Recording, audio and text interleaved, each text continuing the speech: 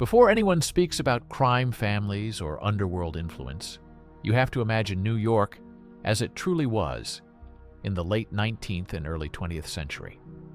A city exploding faster than it could organize itself. Millions of immigrants arrived.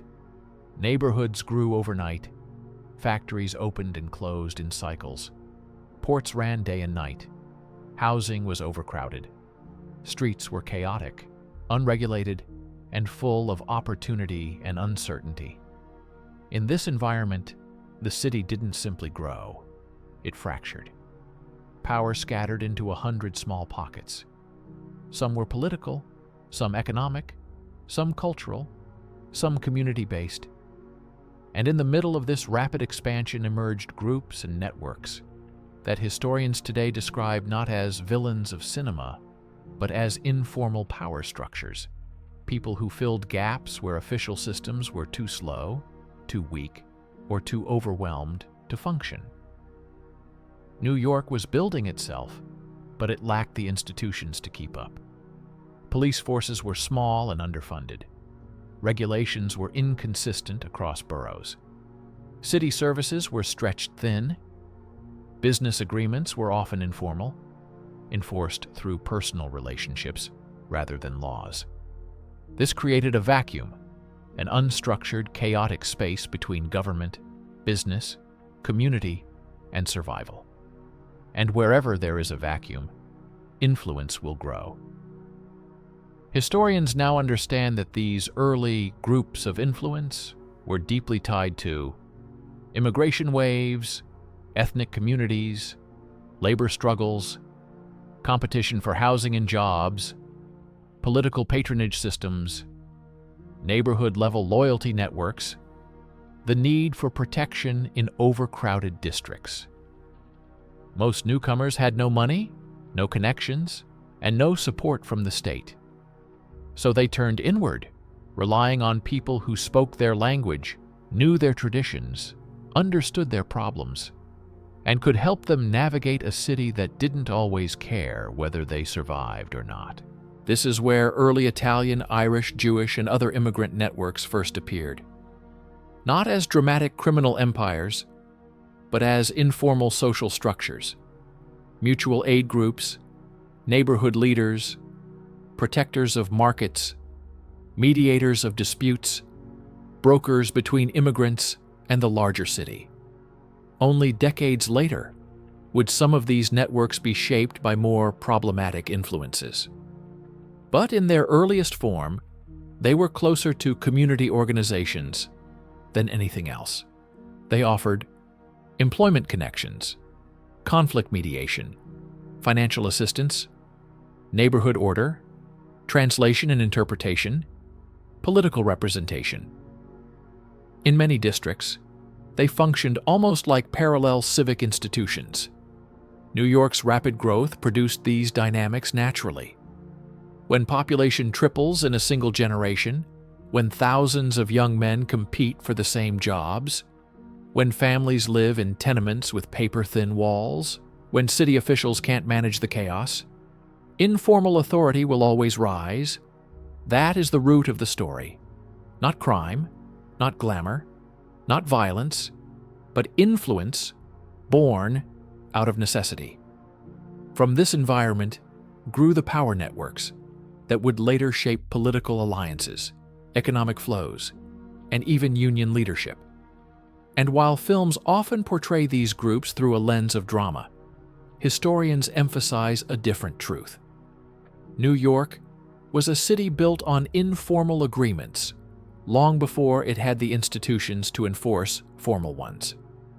In the next part, we explore how these early networks evolved, slowly gaining structure, leadership, and legitimacy within immigrant neighborhoods, becoming voices that local residents trusted long before they trusted City Hall. To understand how influence in New York shifted from scattered informal groups to structured neighborhood power, you have to picture the city as it looked in the first decades of the 20th century. Dense blocks, crowded tenements, street markets everywhere, languages mixing, communities forming micro-worlds only a few steps apart. In this vast urban mosaic, people didn't look to City Hall for guidance. They looked to one another. And in every neighborhood, certain individuals stood out. Men who spoke confidently, negotiated with landlords, arranged work, settled disputes, and knew how to navigate a system where official institutions were distant or overwhelmed. Historians describe them not as criminals, but as community brokers. They were the ones who knew which factory was hiring. They knew which landlord tolerated late payments. They had connections at the docks, in the unions, in local politics. They lent money informally when banks refused immigrants. They kept peace between neighbors who didn't trust the police. They served as translators, mediators, negotiators. Immigrant communities relied on them not out of fear, but out of necessity. This rise of community brokers paralleled a massive transformation in New York's population. Between 1880 and 1920, millions arrived from Italy, Ireland, Eastern Europe, and beyond. The city didn't absorb them gently. It simply swallowed them. Jobs were scarce, housing limited, and competition fierce. In this environment, the broker's role grew naturally. He settled arguments when two market vendors fought over space. He arranged work for men waiting at the docks at dawn. He spoke to the local precinct captain when someone needed help. He connected families with doctors, lawyers, or employers. He protected street peddlers from exploitation. In many neighborhoods, he became more influential than any official. But influence creates gravity. The more people depended on someone, the more others gravitated toward him. Soon, these figures weren't acting alone. They had helpers, assistants, runners, people who owed them favors, people who expected favors in return. A structure emerged, not by design, but by daily necessity. This was the beginning of organized influence, long before it had anything to do with the image the movies later popularized. At the same time, local politics discovered these neighborhood leaders. Ward bosses, city council candidates, and local party machines realized that immigrant communities were more likely to vote as a bloc when someone they trusted encouraged them to. In turn, city officials offered favors: expedited paperwork, better street lighting, more attention from police, in exchange for influence. This political connection strengthened the position of neighborhood brokers even more. By the 1920s, New York was full of such figures, not just in Italian neighborhoods, but in Irish, Jewish, Polish, and Greek districts as well. Each community had its own internal structure of influence, shaped by culture, language, and tradition. Italian neighborhoods in particular had a unique dynamic. Many immigrants arrived from rural areas where local leaders, fathers, elders, mediators, played central roles in village life. When they settled in America, they recreated this familiar structure in their new world.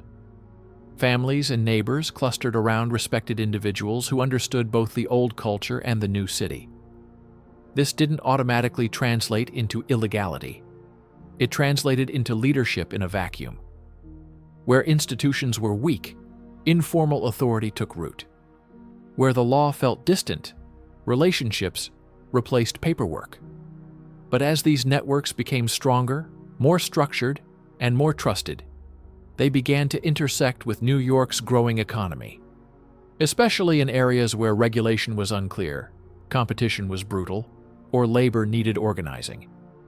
That intersection created opportunities. Opportunities to influence which businesses thrived, opportunities to guide which workers were hired, opportunities to shape neighborhood loyalty, opportunities to connect with political machines, and slowly, certain brokers grew from respected local figures into powerful urban actors whose influence reached beyond a single block. This is the moment historians identify as the true beginning of what would later become larger power structures. Not a rise of crime, but a rise of parallel authority, social, economic, and political. In the next part, we explore how these informal networks began merging with legitimate business sectors, labor unions, and political organizations, giving them a new level of reach that shaped New York throughout the early 20th century. As New York grew into the industrial heart of the United States, factories expanded, shipping intensified, and entire sectors began to rely on immigrant labor. This economic transformation made informal neighborhood networks more relevant than ever, not because they controlled anything illicit, but because they understood the people the city depended on. Employers needed workers. Workers needed stability. Politicians needed votes. Neighborhoods needed leadership. And informal brokers were positioned right at the intersection of all four. This is where influence became power. To understand why, you have to imagine the docks, markets, factories, and construction sites of early 20th century New York. Every morning, thousands of men waited at the waterfront, hoping to be chosen for a day's work. The process wasn't organized. Foremen simply picked whoever stood nearest, whoever looked strongest, or whoever someone recommended. Recommendation meant everything. That's where neighborhood leaders came in. They became intermediaries between employers and the labor force. Foremen trusted them. Immigrants relied on them. And this positioned them as crucial connectors in a growing economy. This dynamic spread far beyond the docks. In produce markets, brokers determined which vendors got the best spots. In garment factories, they helped workers secure positions. In construction, they coordinated teams of men who already knew and trusted one another. In transportation, they facilitated introductions to hiring managers. None of this was illegal. It was the natural consequence of a city growing faster than its administrative systems. But influence has momentum. Once a broker helped a dozen workers find a job, those workers became loyal. Once he facilitated a deal between a vendor and a supplier, the vendor returned. Once he connected a business with a local politician, the relationship strengthened. Soon, some of these neighborhood brokers were not just leaders, they were power centers, and their influence grew even more as labor unions developed. Unions represented thousands of workers. They negotiated wages, hours, and conditions. But unions also needed organizers who could rally entire communities, and that required trust.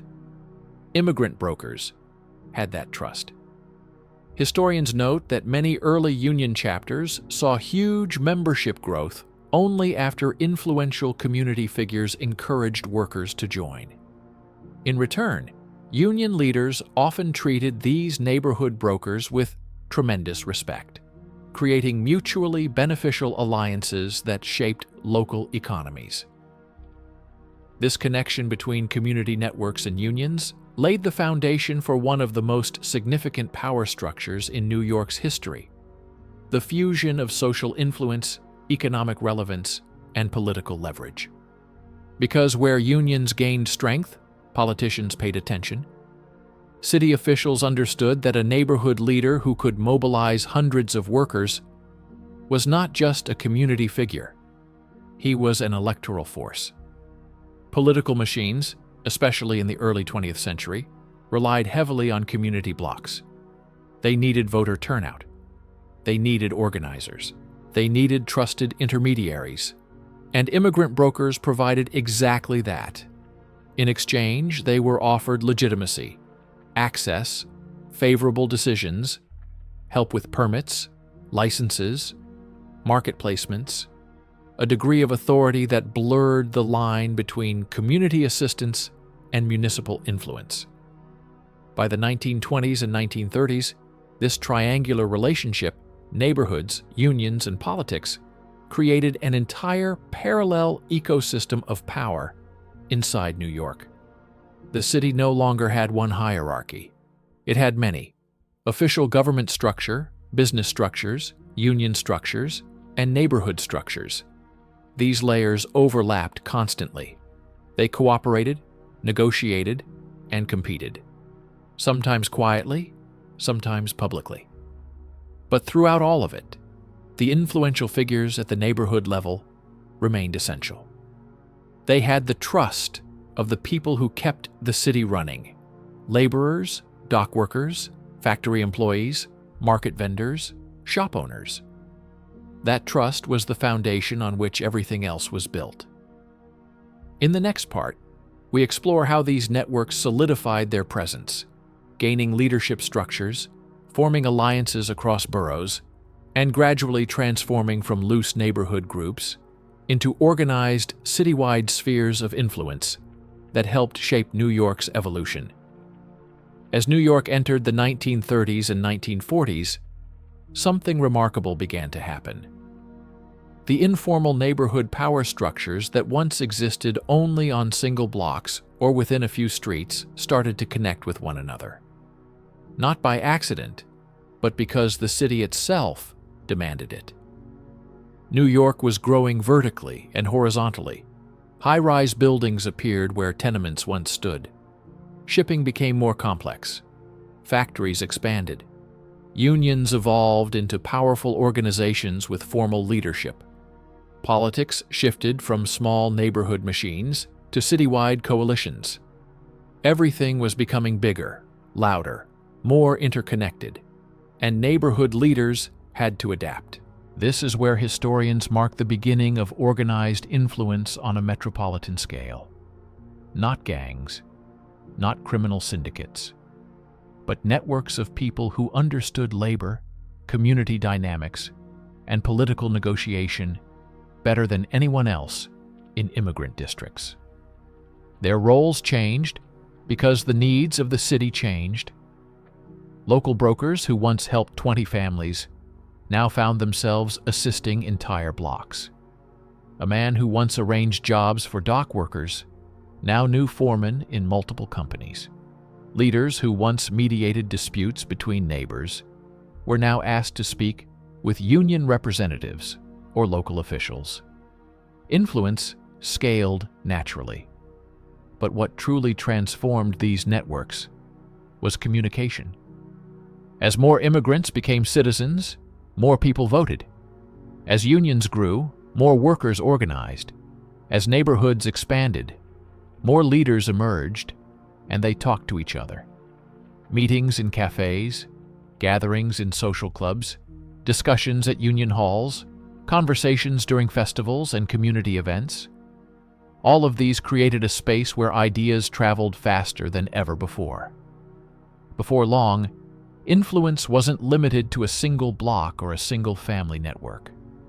It crossed districts, boroughs, and industries.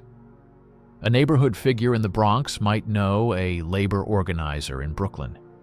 A market coordinator in Manhattan might collaborate with someone in Queens. Union representatives relied on community voices to maintain stability across the city. These connections formed what historians now call urban influence webs, fluid, adaptable, and deeply rooted in culture and community. They weren't formal organizations with membership cards or rigid hierarchies. They were networks built on trust, reputation, and shared challenges. This shift had several major effects. First, it unified previously isolated communities. Different immigrant groups began cooperating where their interests overlapped, in labor rights, housing access, market stability, and political representation. Second, it allowed neighborhood leaders to coordinate with unions and political parties more effectively. Instead of dozens of small, local discussions, there were strategic conversations across boroughs. Third, it produced recognized spokespersons, individuals who, while not holding official office, became the voices of their communities. City officials quickly realized that speaking with these community figures could be more effective than addressing entire neighborhoods directly. A respected neighborhood representative could calm tensions, mobilize volunteers, assist in public projects, or help explain new city regulations far quicker than government departments could. Fourth, businesses also began to rely on these networks. From markets to construction sites, employers discovered that community leaders could help stabilize workforces and reduce conflicts. For new companies entering immigrant-heavy districts, these local figures became essential contacts. Thus, influence was no longer informal. It was institutional, even if unofficial. And while movies tend to dramatize this era, the real story is more nuanced, more human, and far more rooted in social necessity than in cinema-style myth-making. These networks were not defined by danger or power plays. They were defined by function, filling structural gaps in a city that was modernizing faster than its institutions could adapt. By mid-century, this system became so embedded in New York's rhythm that some historians call it the city's unofficial circulatory system, a network of relationships that kept information, labor, and political energy flowing between communities and the official structures of power. In the next part, we explore how this influence shaped the everyday reality of New Yorkers, from job distribution and housing access to how neighborhoods negotiated with city agencies, creating a hybrid model of governance that continues to influence New York even today. If you walked through New York in the middle of the 20th century, through Little Italy, the Lower East Side, the Bronx, or Brooklyn's waterfront, you would have felt something unusual in the air. The city had its formal laws, police, and institutions, but the real rhythm of daily life often flowed through different channels. Neighborhood voices, trusted intermediaries, the local men who understood how to make things happen. To modern eyes, this may look mysterious or even mythologized, but historians describe it in far simpler terms. Community-driven governance. Nothing dramatic, nothing cinematic. Just a parallel system of help, negotiation, and coordination that grew naturally from immigrant life. It shaped almost everything, quietly, smoothly, and often invisibly. Jobs didn't come from job boards, they came from people. A dock worker looking for a shift didn't read a newspaper listing. He visited the same corner each morning, the place where someone he trusted told him when work might appear. A tailor found employment because a neighborhood figure knew which factories needed extra hands. A young man hoping to enter construction relied on introductions, not applications. These local leaders weren't employers, they were connectors, translators between workers and industries, living bridges between neighborhoods and opportunity. Housing followed similar patterns. Tenements were crowded, and vacancies were rare. So when a family needed an apartment, they didn't call a realtor. They asked someone in the neighborhood who knew every landlord, every building superintendent, every whisper about which family was planning to move. When disputes arose, rent disputes, noise complaints, overcrowding, neighborhood mediators solved them long before the city ever heard about them. This wasn't coercion, it was community maintenance. People trusted someone who spoke their language and understood their struggles. Even conflict resolution followed this quiet system. If two street vendors argued over space, a neighborhood figure stepped in. If a worker felt mistreated at a factory, the organizer knew whom to contact. If tenants worried that a landlord was ignoring repairs, someone with connections called a council member or a precinct administrator. These were not criminal behaviors. They were forms of self-governance, the kind that emerges when official structures can't handle the pressure of millions of people living on top of each other. Political influence flowed through the same channels. Politicians didn't win votes by giving speeches in large halls. They visited cafes, social clubs, union gatherings, church steps, neighborhood festivals, and they understood something essential. Immigrant communities trusted their own leaders far more than outsiders. So city officials asked community influencers to introduce them. A handshake, a few public words of respect, and suddenly hundreds of voters felt represented. This mutual dependency created a hybrid political ecosystem unique to New York. It wasn't corruption, it was cultural diplomacy. Businesses relied on these networks as well. A new restaurant wanted to ensure it attracted local customers.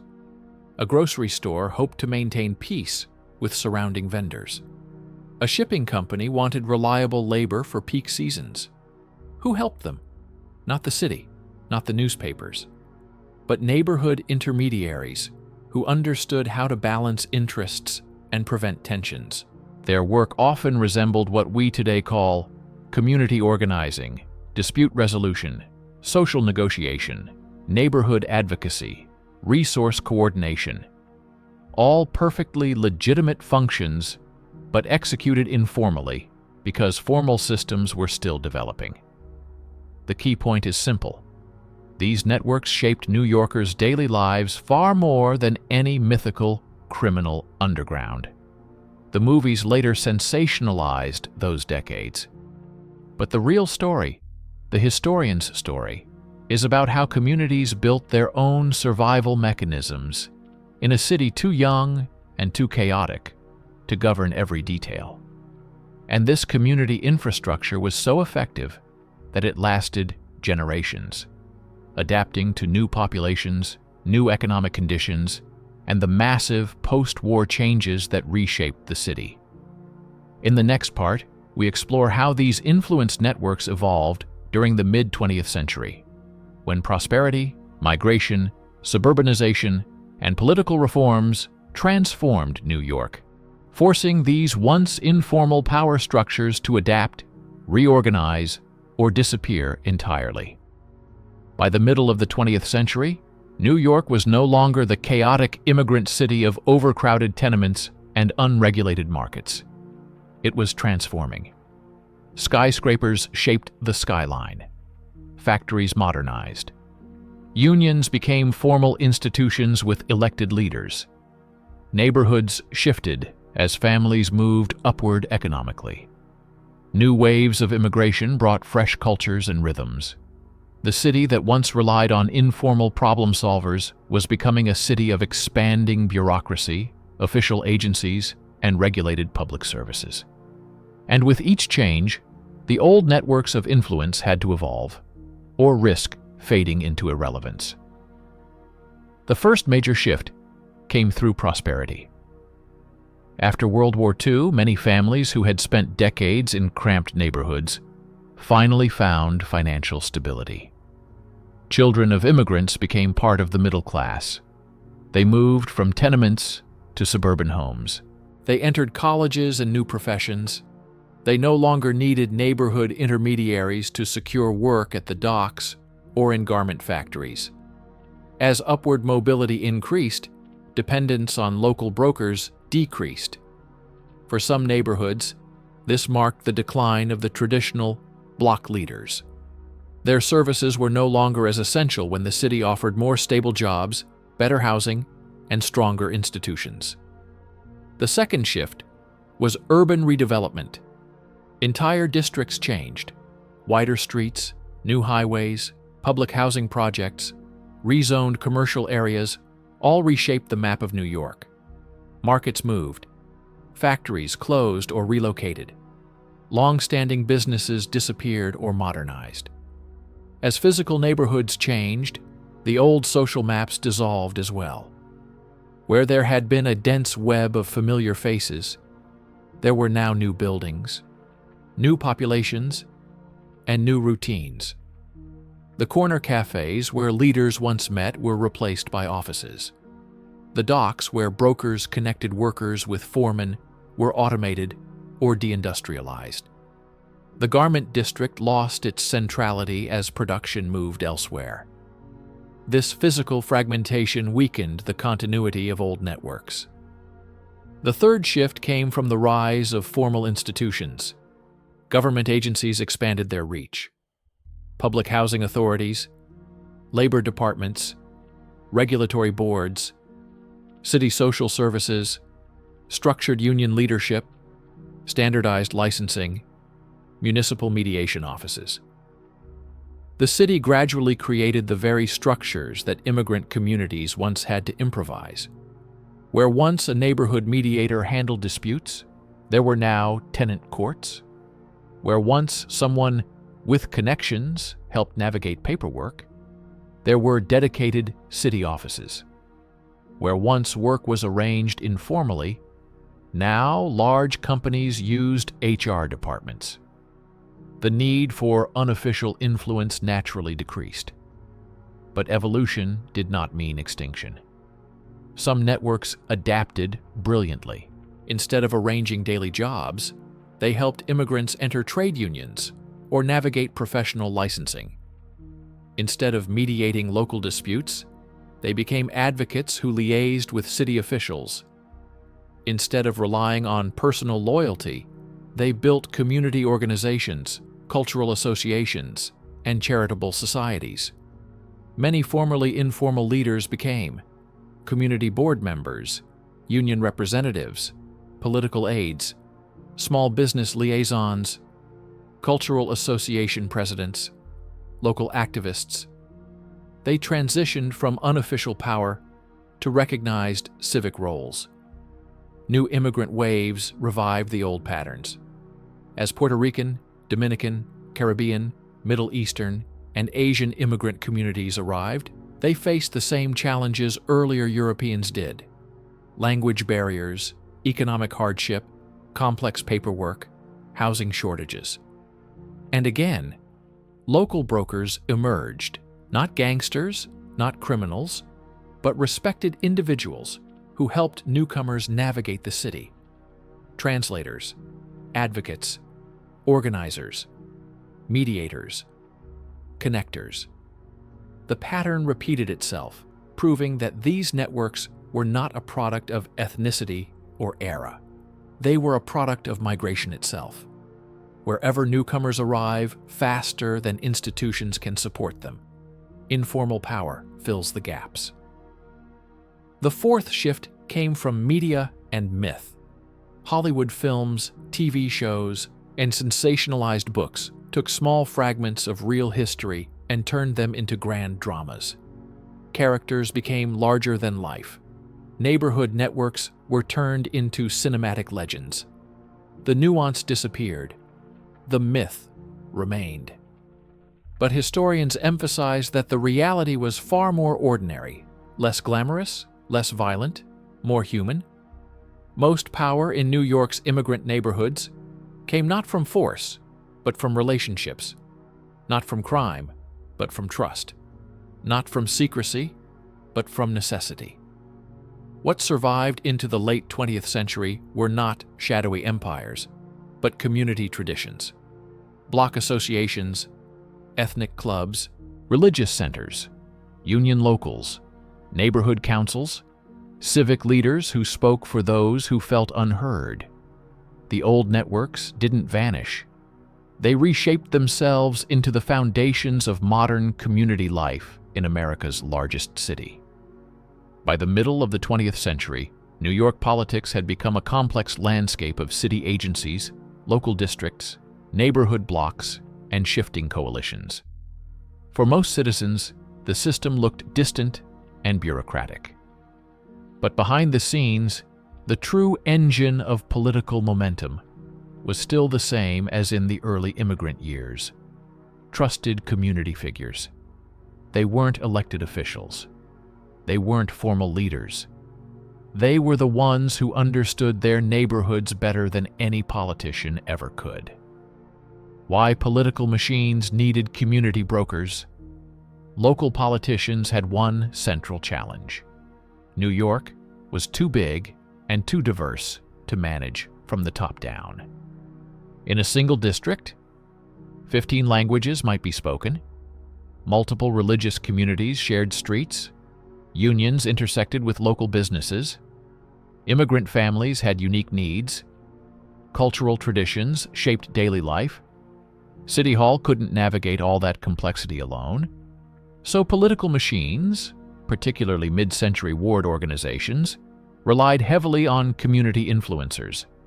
They needed them to mobilize voters, interpret the needs of ethnic communities, diffuse neighborhood tensions, help communicate new policies, ensure turnout during elections, gather feedback, maintain order during periods of change. Community influencers acted as interpreters, socially, culturally, and politically. The feedback loop of trust. For a politician, walking into a neighborhood unannounced meant little, but walking in with someone that block residents trusted, that changed everything. A single introduction could shift dozens of votes. A few supportive words could legitimize a policy.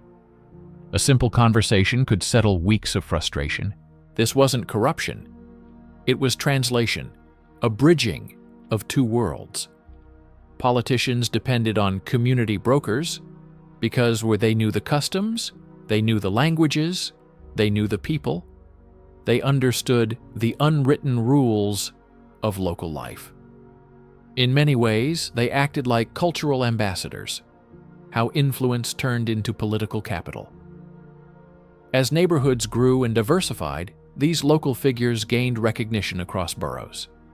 They were invited to meetings, consulted on policy decisions, and even asked to help select candidates.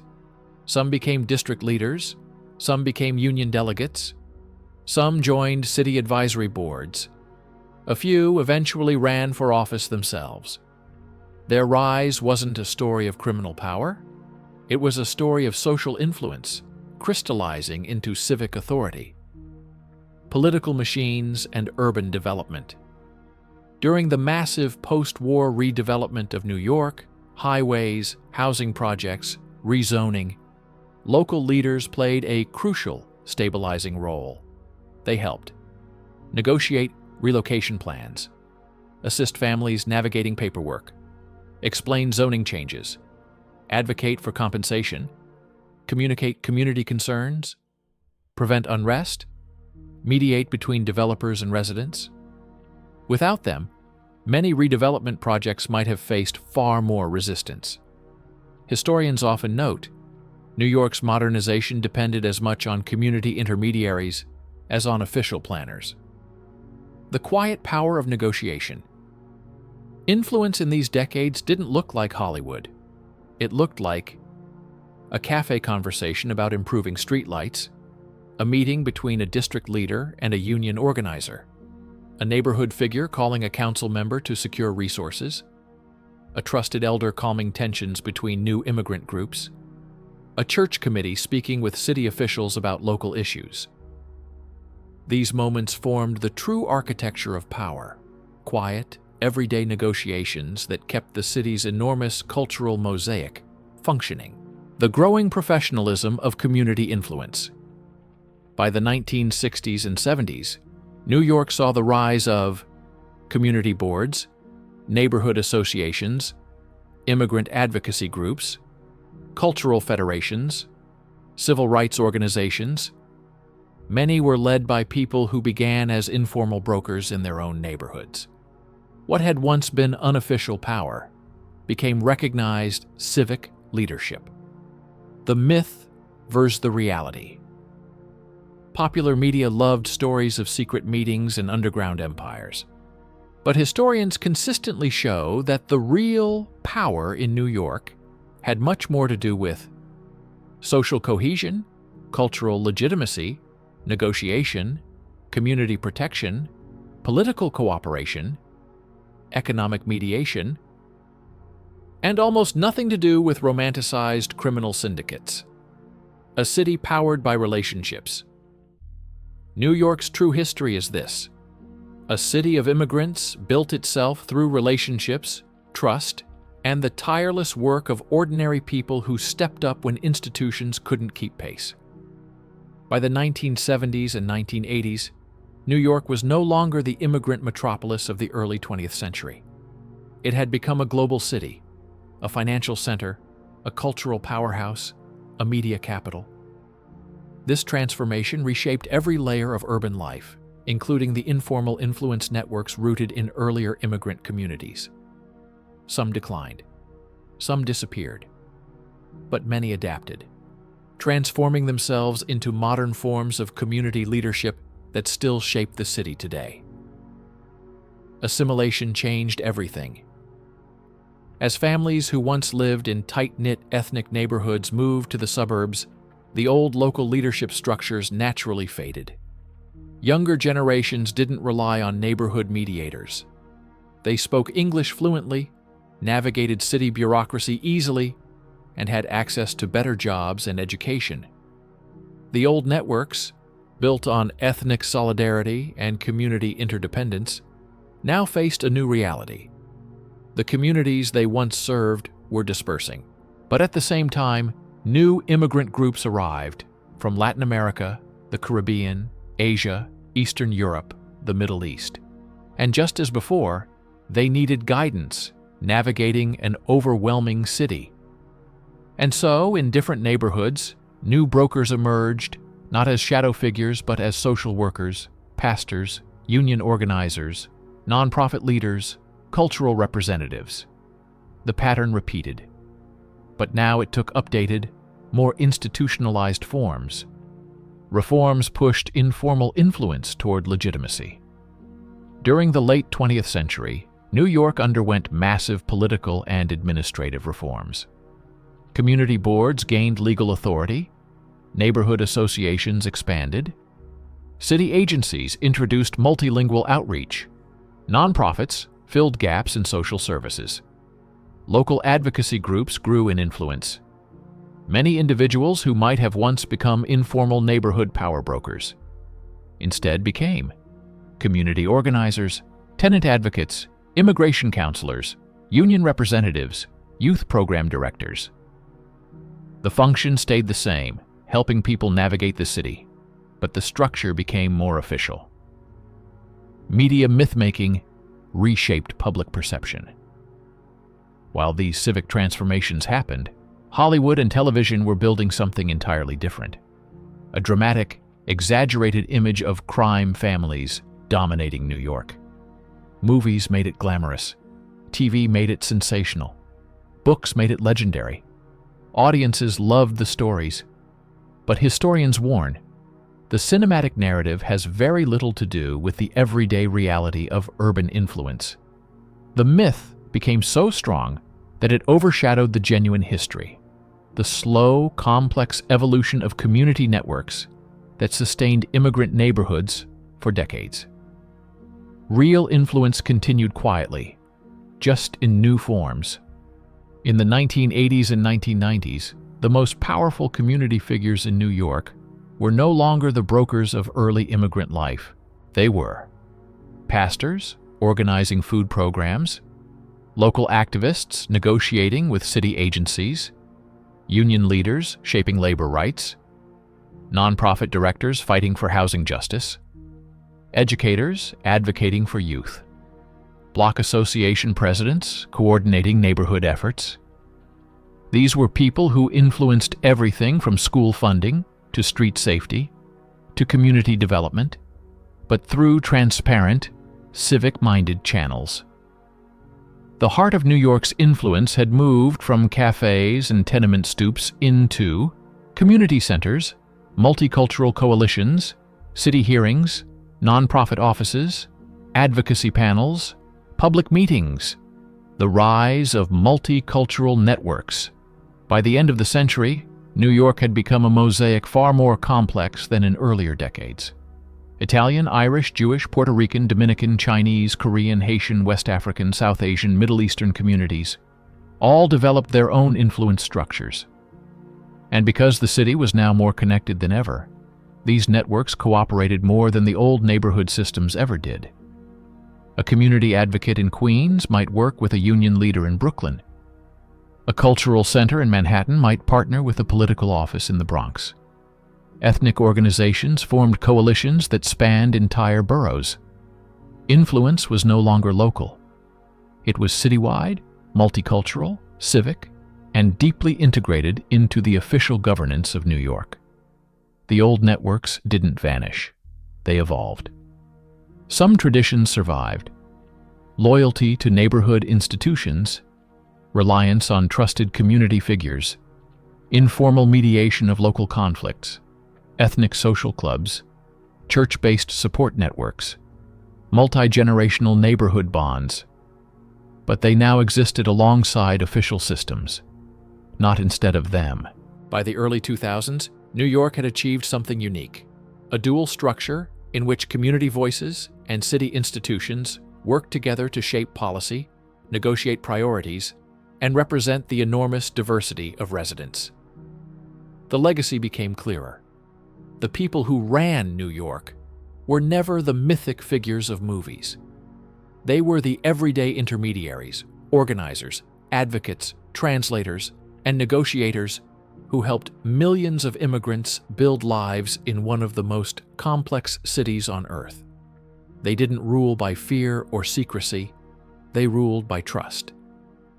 Today, when historians revisit the social fabric of 20th century New York, they face a challenge that is as much cultural as it is academic: separating the reality of community influence from the mythology built by movies, television, and decades of sensational storytelling. What emerges from serious research is not the dramatic world audiences expect, but a far more intricate portrait of how everyday people shaped a city that was growing faster than any institution could manage. One of the most important realizations modern scholars emphasize is that real influence in New York did not resemble anything shown in popular media. Archival records reveal a city guided not by secretive figures, but by negotiators, organizers, translators, and mediators who kept millions of immigrants connected to the city's rapidly evolving structure. These individuals were community anchors rather than hidden rulers.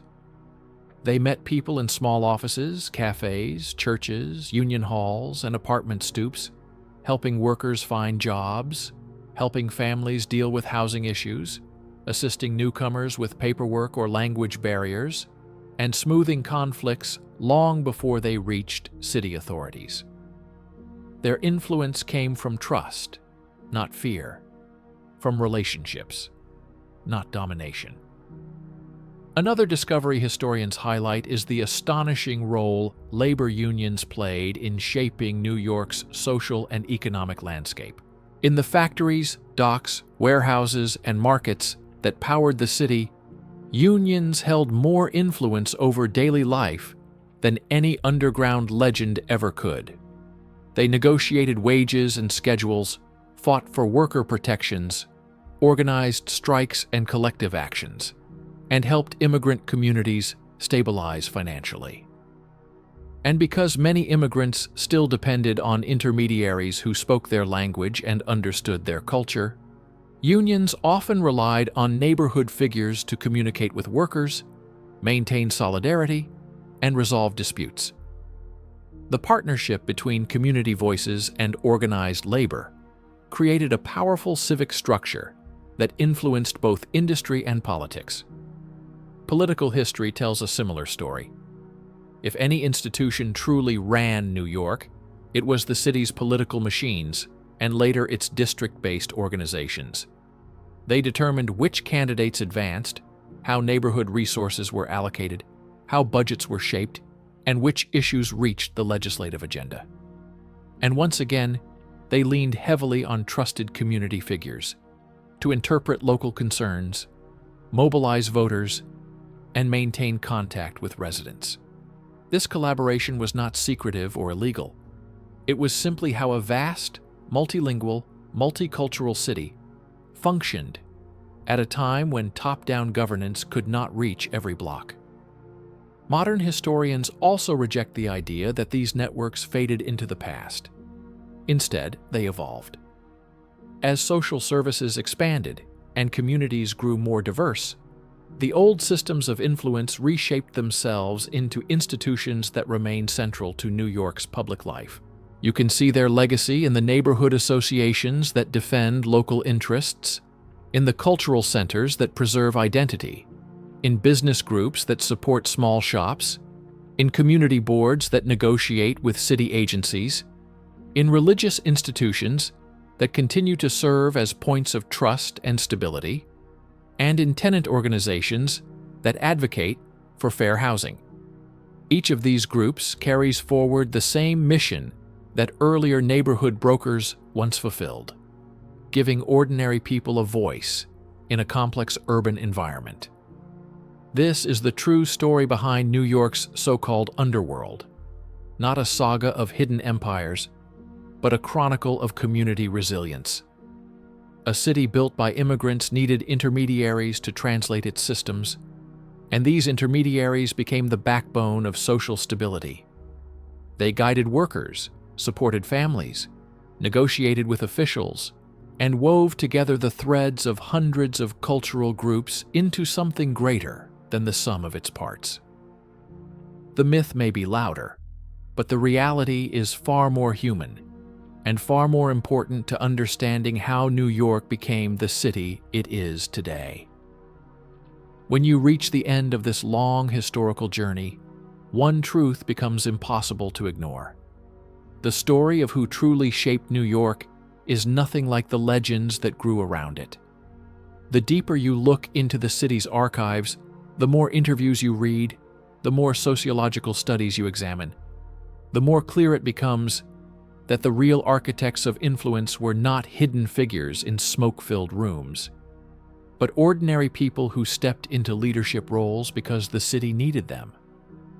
New York was a place of constant arrival, constant movement, constant reinvention. Millions came through its ports carrying languages, traditions, hopes, and fears. They entered neighborhoods that were already crowded, where the city's institutions were still learning to manage the sheer volume of new lives arriving every month. In such a landscape, someone had to help people find jobs, navigate city rules, secure housing, deal with landlords, understand their rights, and adapt to unfamiliar surroundings. That someone was rarely a mayor or a police captain. It was a neighbor, a community elder, a union organizer, a local mediator. These figures didn't emerge because they sought power.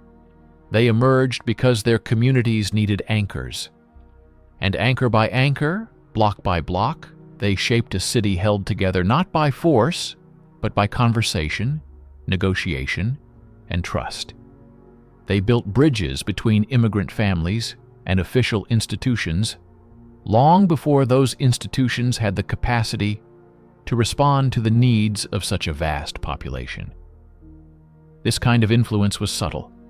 It moved through kitchen table discussions, church steps, community meetings, union halls, neighborhood cafes, and crowded sidewalks.